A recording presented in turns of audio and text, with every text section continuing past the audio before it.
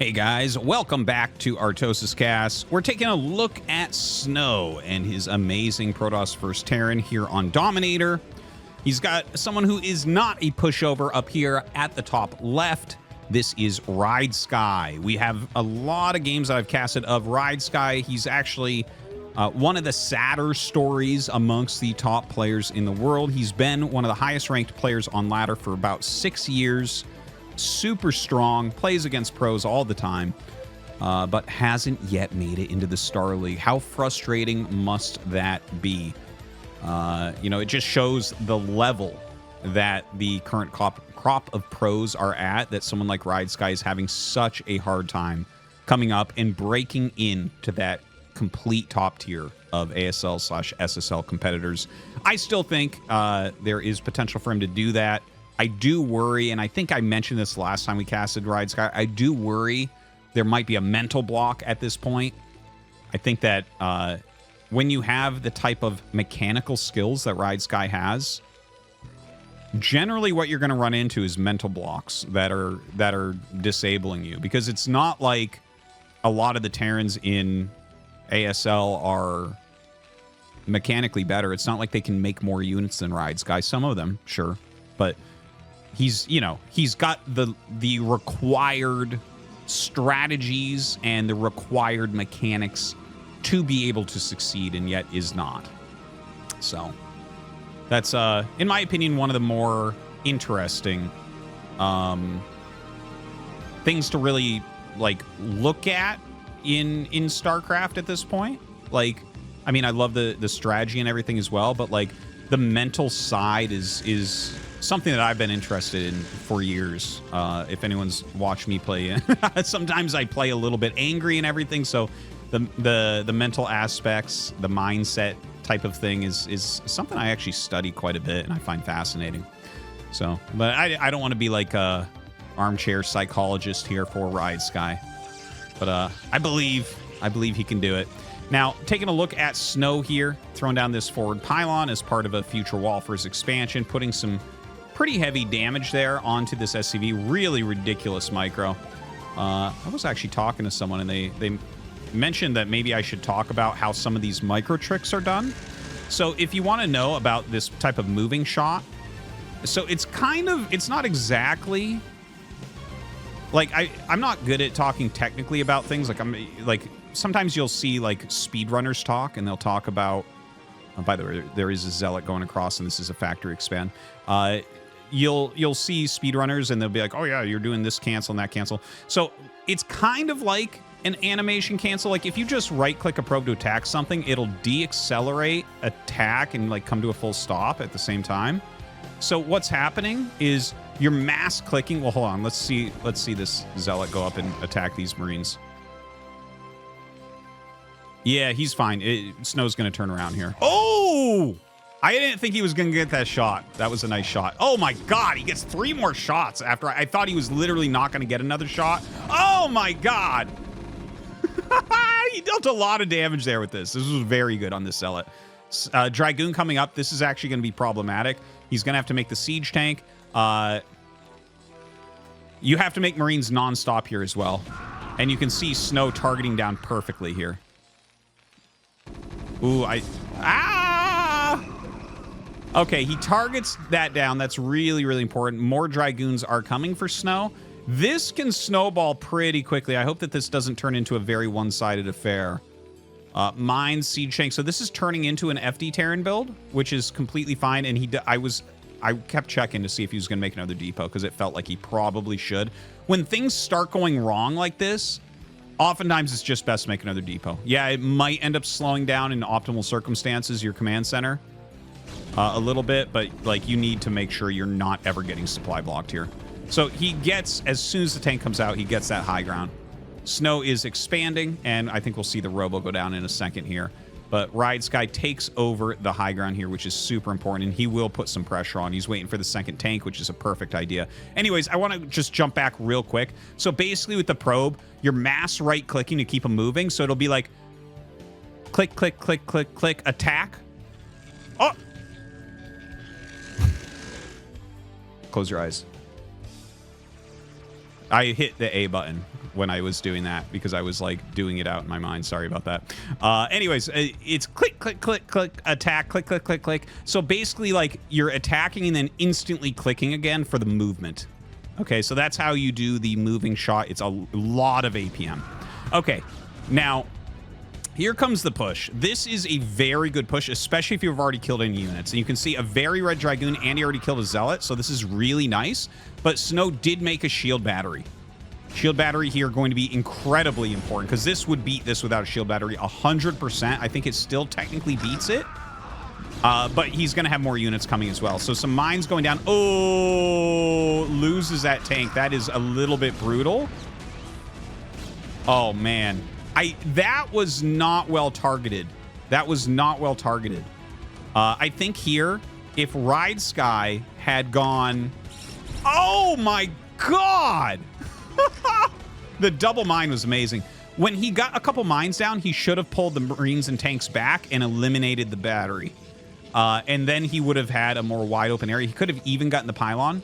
Instead, you look at this, and this happens all the time. I'm seeing this with busting against Nexus and these types of pushes. A lot of pro Terrans are doing this incorrectly, where they're trying to dive in. They're like, I have this small advantage on units right now. But the Protoss uses buildings to screw them up and make them come in single file, and then they kill them off.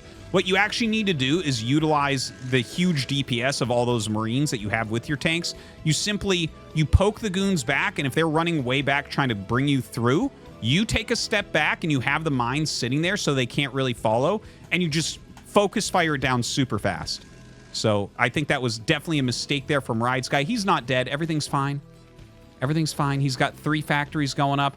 The pressure was actually pretty solid. You can see that there is a probe advantage here for Snow. It looks like he's going to be up about 4 workers. He's got 3 gate observer, but we're on 3 factories already. He is getting speed, and he already has 3 siege tanks. Ridesky is actually transitioned perfectly out of this. I actually just got some chills while I was looking at this. I'm like, damn, I wish I could put on pressure like that and get all this done at the same time. That looks amazing to me. Oh, that's an interesting location to move to. Wonder what that was all about. Might have just been a misclick. I'm not entirely sure. Okay, so he has speed. Snow walking around everything. 4th gate on the way. Citadel on the way. And no Reaver tech, by the way. Just Observer and going into Citadel. This might turn into an Arbiter Rush. That's what it looks like to me right now. Okay. Now, starts to engage. He has the high ground, so Snow has to turn around. Some good micro there from Snow. Very, very crisp. Has these Dragoons here, and he's going to be able to kill one of these tanks right off. So that's really important. The flank coming up. Now, he holds 2 high grounds here, stopping the reinforcements as well. I think Ridesky may be over-pushing here slightly. The Dragoons coming up for the flank are going to ruin this. And these should just walk forward now to hit those tanks. Because he's got... This is high ground against low ground, and then you bring up the Dragoons from the other side. I feel like there's a little bit of disjointedness here from Snow. The siege mode goes up. He's going to just try to be as efficient as he can. He knows he's not going to, like, kill Snow or anything like that, but maybe he can kill several more Dragoons. So kills a couple more right there. Maybe 1 more? No, not quite. Misses that shot, unfortunately. And, yeah, the Dragoons will clean it up. And at the end of this, there wasn't great SCV production during that, but there was good pro production. So we went from a lead of 4 workers for Snow at 34 against 30 to now 42 against 36. So he did gain on that worker count a little bit. And there is the Arbiter tech as expected. I like that choice from Snow, actually, and I'm not even entirely sure why I like it.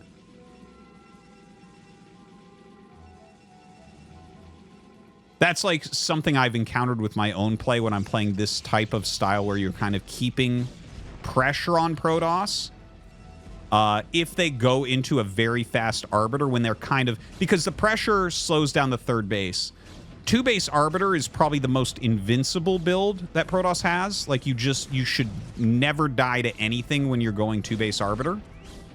Maybe that's what it is. And then it, like, once you get into that Arbiter tech and Terran's like, oh, crap, I have to start expanding, you can oftentimes get up to 5-base. You can 100% go to 4-base but you oftentimes can get up to 5 base. And then it's like, okay, now you're dealing with recalls and a huge army. So I think it's just like a very solid way to play against these aggressive builds that we're seeing a lot of from Terran players. Okay, looking over at Ridesky, he's got his 3rd command center up, so that's like really excellent timing. It's barely later than Probe's mining here. He's within 2 SCVs. Ridesky, like you can see, the multitasking is there, man. It is there. He's spending his money. He's caught up on the workers. He's got his 3rd base down in mining. He did a lot of pressure in there. The pressure wasn't perfectly executed. I think if you had given Sharp or Speed those units, they would have done more damage to Snow. But he's followed everything up really, really well. Now, Snow is diving super hard. Holy crap. He is diving so hard in here, and he's actually killing quite a few of the siege tanks. And he's actually keeping enough Dragoons alive. I feel like he should pull back with this. Like maybe, yeah, pick off a turret or something. But like as he's this kills that very easily. So he just doesn't want to lose these 4 goons. There's no reason to trade these out. And he does pull back. He does pull back. I think he'll continue to pull back. Because see, now Ridesky's like, yeah, let me go kill this. And Snow is just eking out any damage he can get right now. Good pullback. Really excellent engagements here. Now, Snow during this time, looks like maybe there was a mine here and he cleared it out. He really needs to make that 4th Nexus. I find that to be a very important, like this is a really important moment. Look at this. Ridesky just makes a 4th command center on location. Off of 4 factories after all this. This is so sick. Oh my God. This is a cool game. This is not something you normally see, but you can get into these weird tempo situations where stuff like this can be really good. Snow's not going to be looking for this, and both of them are kind of low on units. Snow right now trying to dive in. He's got this high ground. This is really hard to defend. And, like, so much of this game for Ridesky is Snow not looking over here. And you would just never expect it. You never see this. How many games have you watched of StarCraft? You don't see Terrans just, like, randomly make the 4th command center over there right now. Right, Arbiter is almost done. Zealots are coming out. Legs on the way. +1 almost done here as well. The Dragoons rotate out as this becomes a pretty solid place. I love the Dragoon left here. Uh-oh. You can tell that these are on a mining command. So now Snow's going to know about that base. 2 DTs in that shuttle, by the way. A little bit sloppy here from Ridesky. He's got a ton of tanks up here, but he only had a couple. He was trying to set this area up, and Snow just happened to come in at the perfect time. Now, the DT drop going into the main base, that's going to be a little bit annoying. Looks like he'll probably end up losing the shuttle, and this has to be lifted. If he was a little bit cleaner taking this area, Ridesky would be ahead right now. Instead, Snow gets in with the DT drop. He's being pretty efficient with it. Wow, he has the 2 armories, but hasn't started that yet. Now the command center has to be lifted. He lost a few SCVs there. It's still a good SCV count. It's still 3 base. He's still fine because Snow is not mining from a 4th nor a 5th. So just even having that additional command center is pretty awesome. But Ridesky is low on factories. The fact that he has 4 command centers and 4 factories is, first off, that's insane. And then he also has double armory. Like, right now, Ridesky needs to add like 4 factories minimum, like right now. He has no time for this. He just isn't going to be able to produce enough units. Now, Snow is running in, and yeah, look at this. He's got the speed zealots, and as you see, we're just so low on units. He's targeting pretty well with the siege tanks there, and he's killed off most of the Dragoons.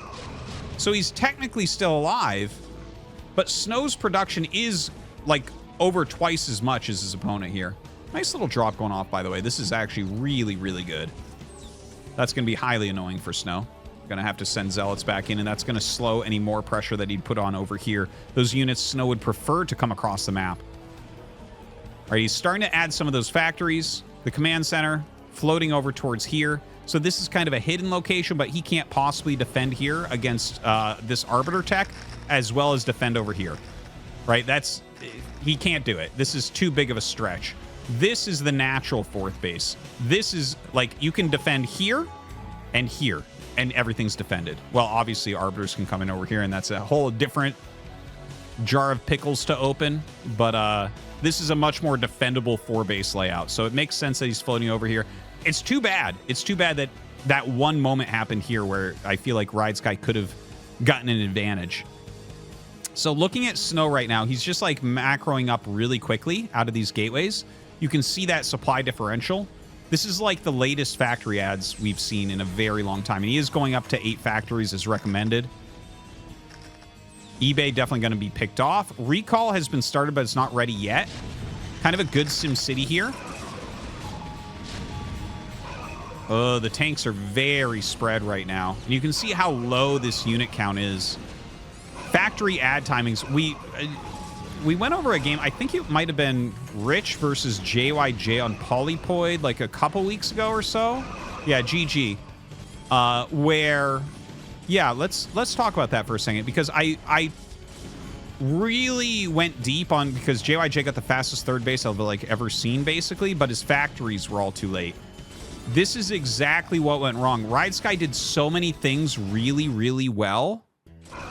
But no matter what, you have to hit your production. When he's on 4 factories and adding these factories at 14 minutes, in fact, after 14 minutes, these were started at like 14:30, maybe a little bit, 14:20. That's just too late. You can't be doing that. Like, you simply, this is one of the biggest skill jumps I ever personally had in StarCraft was when I started, no matter what was going on, command center wise, like whether you were still on 2-base or you're still on 3-base, just add the factories at basically the same time every game.